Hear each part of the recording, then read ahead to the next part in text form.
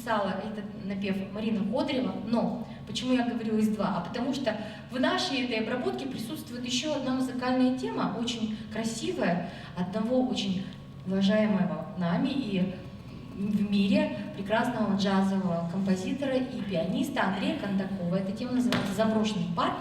И вот как-то вот она тайным образом, странными путями соединилась с крежем, свадебным крежем напева «Родни жениха» из деревни Нижняя Кузьма. Чего только не бывает в современном мире.